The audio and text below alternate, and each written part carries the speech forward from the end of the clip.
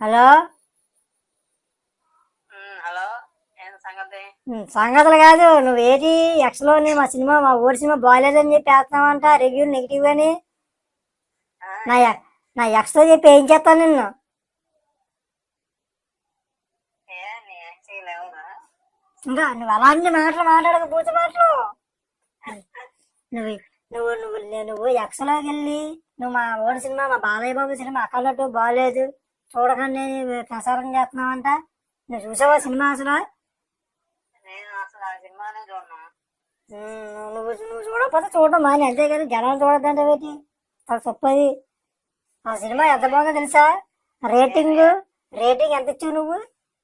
ఒకటి ఇస్తావా నువ్వు? 5 ఒకటి ఇస్తావా? మరి ఎంత ఇవ్వాలి? నువ్వు నీకు అర్థం కాదు. 10/5 రేటింగ్, 100/5. 5కి 100. మరి ఏమనుకుంటున్నావు?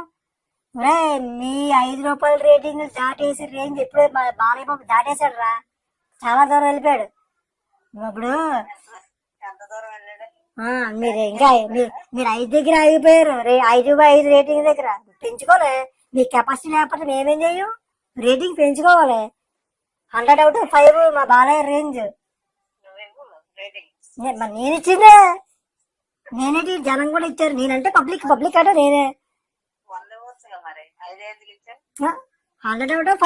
5కి 100 నేను ఇచ్చింది. 100కి 100 కాదు. 100 కూడా ఇస్తారా? మరి ఏమనుకుంటున్నావు? మా బాలయ్య బాబుతో మరి ఫ్యాన్స్ అలా ఉంటది. మా ఫ్యాన్స్ అలా ఉంటారు. నువ్వు జర్నలిస్టేనా? నే- నువ్వు నేను జర్నలిస్ట్నే, నిఖార్సైన జర్నలిస్ట్నే. అర్థమవుతుందా? బాలయ్య బాబు సినిమా వచ్చిందంటే నేను కోసేసుకుంటాను, అన్నీ కోసేసుకుంటాను. మరి ఎవడన్నా 100/5 ఎవడన్నా ఇస్తారా? 5/100? 100/5. 5కి 100 నేను ఇచ్చింది. నేను అదే చెప్తాను.